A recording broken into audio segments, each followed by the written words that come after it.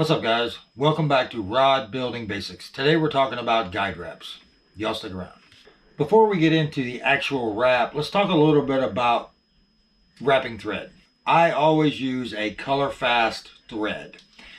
Even with a color fast or a color preserved thread, you are still going to have some darkening of your lighter colors of thread once you put epoxy on it. In that situation, I would recommend that you use some kind of color preserver. Now, this is CP Extra. This is a 1-part polyurethane thread finish and color preserver in one. I know Mudhole has a different one. This is the one I like. It's one I've always used. I'm not switching up. The one thing about it, though, is that once you open the bottle, you need to store it upside down. And I just made a little holder out of a 2x6. I drilled a hole in it because what will happen is wherever the air is touching the polyurethane, because it is a 1-part, it's going to build up a little crust. And I had several bottles around here that have a super thick hard crust on the top that you can't get past now to use. So store it upside down. Quick tip. Now, that's not good. Now, for example, this is a color fast Pro Wrap thread that is a light tan. This is a rod that I wrapped with this thread, and you can see that there is a color change between the thread and the wrap after I put my first coat of epoxy on it. Now, I knew that was going to happen, and I was going for a little darker look anyway. This is one of those low bling high performance rods. So that's not a big deal for me on that rod. On this rod, however, because it is designed to have a bright finish, I'm going to use this bright color fuchsia, I guess. It's pink. It's not pink. It's not purple. I don't know what color it is. But it matches the marbling that I've done. So, and again, this is a girly rod for my girly daughter. So I'm going to use this. Then I will put at least 1 coat of the CPX on it. That stuff is pretty thin. It soaks into the thread really well. It'll get rid of the air that's trapped in the thread. You can use it in multiple coats and not use epoxy. It's very thin. So you probably need between 5 and 10 coats to get what would be the equivalent of 1 thin coat of epoxy. But it's great for sealing, color preserving your first initial coat on your threads. Now, the other thing about this stuff is that it smells like model airplane glue. You have to use it in a well ventilated area. It'll burn the nose hairs, and it's just not good to be breathing. So when I'm doing that, I got the door open, I got the fan going because it's pretty potent. But it dries in about 15 minutes, so you can do multiple coats in an hour instead of 1 coat of epoxy and then wait 8 to 12 hours before you can do your second coat. Most of the time, I'll put 2 or 3 coats of this on, let that dry for an hour or so, and then I'll do 1 coat of epoxy and the rod's done. At least on the thread wrap areas. Time to get busy wrapping. Now, this is how I wrap guides. It's not the only way to wrap it. There's probably 100 different ways to do it, but this is the way I have found that makes it simplest and easiest to control the thread and the guide with hands that don't work so good, and still get a very high quality wrap out of it. So let's get started. The first thing I'm going to do is I'm going to get a few pieces of tape out here and just get ready. I got my tools. I got a thread pick. I got my nippers. I got a fresh razor blade. I have the thread pick here, which I use as a burnishing tool sometimes. This is a regular burnishing tool. I got my thread pulls ready to go. I make them out of braid. I usually make them out of yellow braid so I can see them when I drop them. So let's get busy. First thing I want to do is I'm going to take my thread. I've got my tension set about where I want it. I'm going to take this thread back to the other side of the guide and I'm going to pin it to the blank with just a piece of masking tape. Now I'm going to pull my carriage past my guide, and I'm going to start turning, and I want to come across the guide foot to really make that guide hold down to the blank very tightly. Make another turn. I'm going to catch it again on the front side of this double-footed guide, and then I'm coming out about the distance of 4 wraps in front of the toe of the guide foot right there. So let's make a few wraps. I crossed over my tail end here to pin that down. That's 2 wraps. That's 3 wraps. That's 4. I'm going to tighten up my gaps here a little bit. I'm going to get this pulled back in line with the rest of the wrap. Get that pulled back. Get the gaps out here. Now I'm ready to start up on the guide foot itself. And what I'll do, instead of trying to jump up right there on it at the very tip, which a lot of times it'll want to snap down like that and go under, I'm coming up pretty high, and I'm just going to do a couple wraps.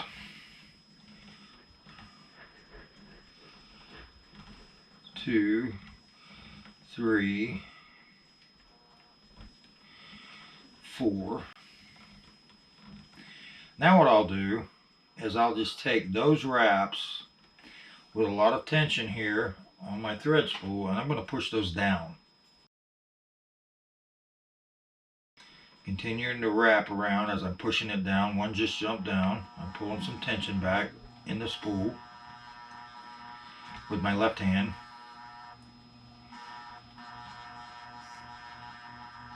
It's starting to slide over like it should now.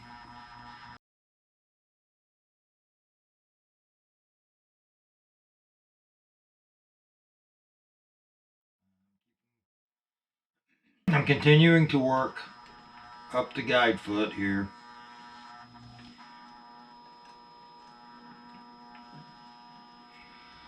So I get up the ramp of the guide foot itself. Now that one crossed over. This is why I use this little pick with the hook on it when I'm doing some of my initial burnishing, is I can control the thread. So if it was to jump, I could just hook it and pull it back over. Now I want to take this tag end, I'm going to pull it down. I don't want it crossing the guide foot. Let's get that little gap out of it. And we're just going to take the nippers, because we don't have to cut it that close. And we're just going to clip it off there, and that little tag end will disappear in a few wraps. Oh, jumped again right there.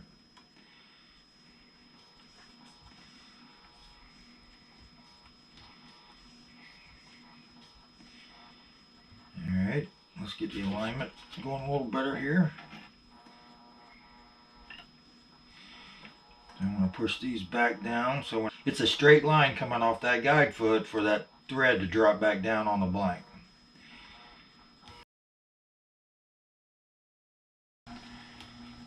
Okay, I'm getting about 4 or 5 wraps away from finishing this side of the foot. So I'm going to put a thread pull in, and you always want your thread pull knot to go away from the ring of the guide. Now I'm going to put it in here in the bottom.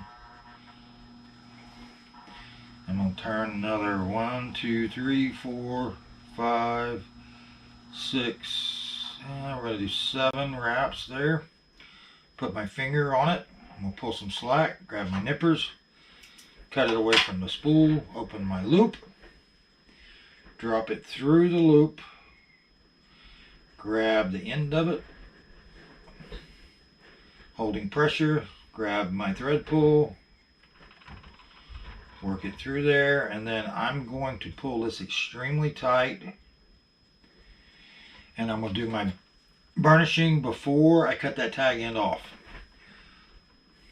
at least the majority of it. Get all my gaps filled here.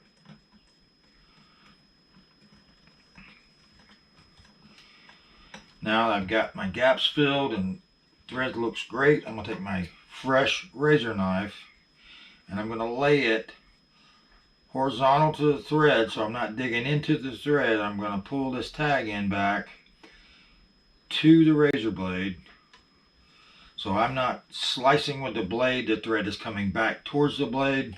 I got one little end there that I either can get with the burnishing tool here, get rid of most of that, and if it still sticks up a little bit like it does right there, the quick solution is a lighter. Don't strike it close to the thread because you'll stain it with the carbon. Get it burning and just get close to it and it'll burn the end off just like it did there, and you'll never see it again after you put your first coat of epoxy on. If it still sticks up a little bit after your first coat, you can take your razor blade and cut it again. Not a big deal. So there is wrap number 1 on the double-footed stripper guide. Okay, that is the bottom foot on this double-footed stripper guide. Now we've got it pinned down. I can take this 1/8 inch masking tape off that was holding the front side. I'm going to stick that out of the way. We're going to do pretty much exactly the same thing, except we're going to reverse it. We're going to tie off the beginning of the wrap on the lower side.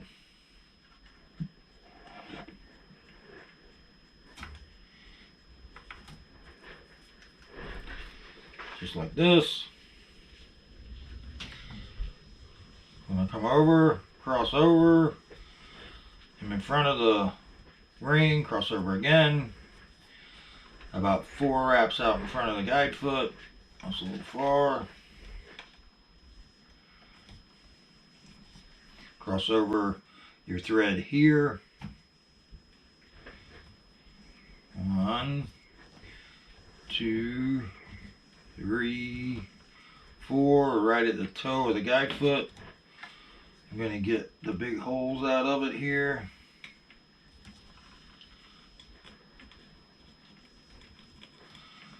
And I'm going to, just like I did before, is I'm going to come up the guide foot a little bit.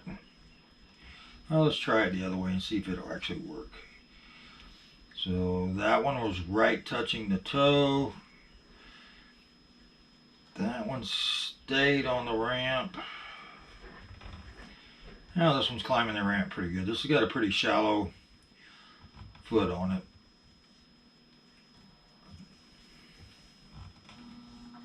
And it's starting to climb. I'm going to pull the tag end back out of the way for a second. I want to get rid of some of these gaps.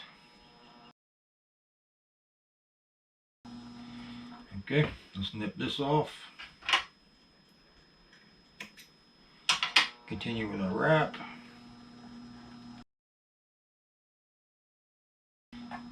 Alright, we're going to put our thread pull in. Loop towards the guide.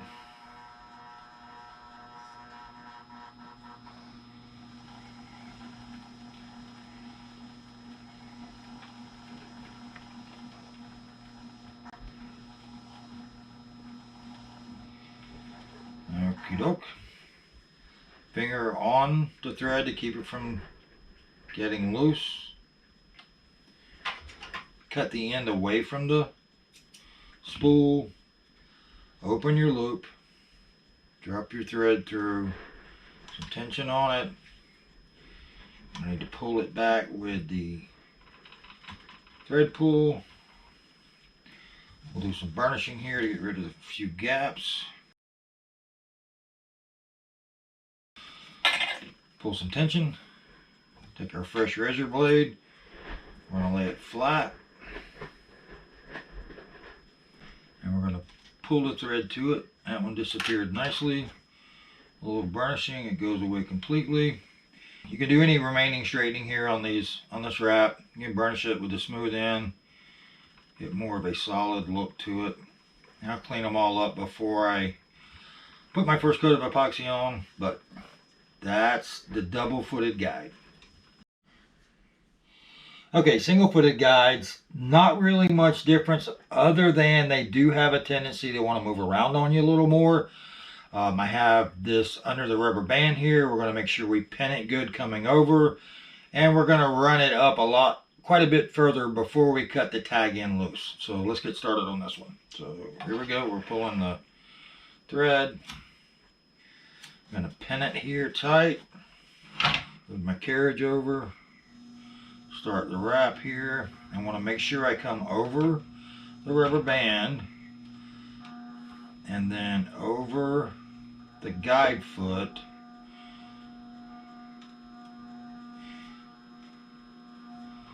And then we're going to do 4 wraps out in front of the foot.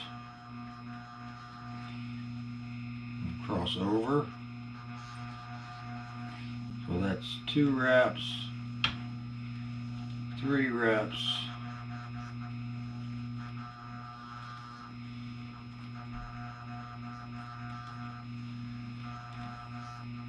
and there's 4. And that tried to jump underneath the guide. I don't know if you guys can see it, but it's just under the toe right there. So I'm going to pull it back just a hair. Now we will definitely come up on the ramp and run a few wraps. So there's 1, 2, 3, 4, 5. Okay, now here's the only time this gets complicated. Sometimes if you have a lot of tension on your thread, when you go to slide this down and close that gap, this guide is going to want to push back away. So I don't have my thread set quite, I don't have my thread tension set quite as tight as I did before. See, it jumped right there. I'm going to push this back. Going to make sure it crosses over. Okay, we're going to pull this out of the way.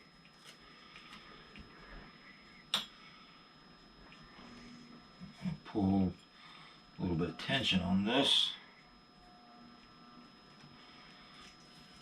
Now we're going to cut it with the nippers. Run a few more wraps. Now we're going to run it pretty tight to the rubber band before we cut that rubber band out of the way.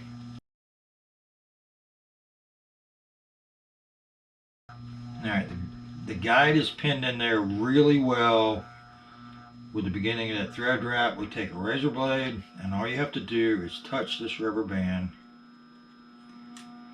and it turns loose. Alright, so let's finish this wrap up. Okay, just crossed over. There we go. Now, put a thread pull in.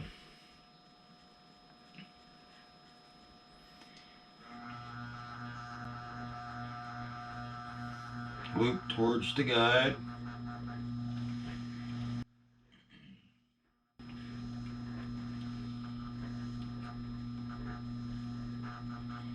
There we go. A little slack. Got it. Open your loop. Drop your tail in. Grab some tension on it. Pull it through with your thread pull. Pull some tension on the entire wrap. You would burnish if you needed to. That one looks pretty good.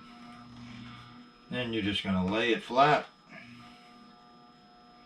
and nip it off. There you go. That's all there is to a guide wrap. Yeah, pick your thread. Decide if you're going to use color preserved thread or not. Get yourself started.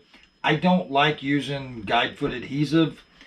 I'd like to do it in this way because these guides are still a little mobile. You can slide them carefully underneath the wrap to get a perfect alignment when we get done here, and I'll show you how to do that once we get all of these done. But there you go, piece of cake. I'm going to wrap the rest of these out, and in the next video we'll come back and talk about guide alignment and putting the tip top on, and maybe a tip top wrap. So thanks for watching, guys. I'll see you next time.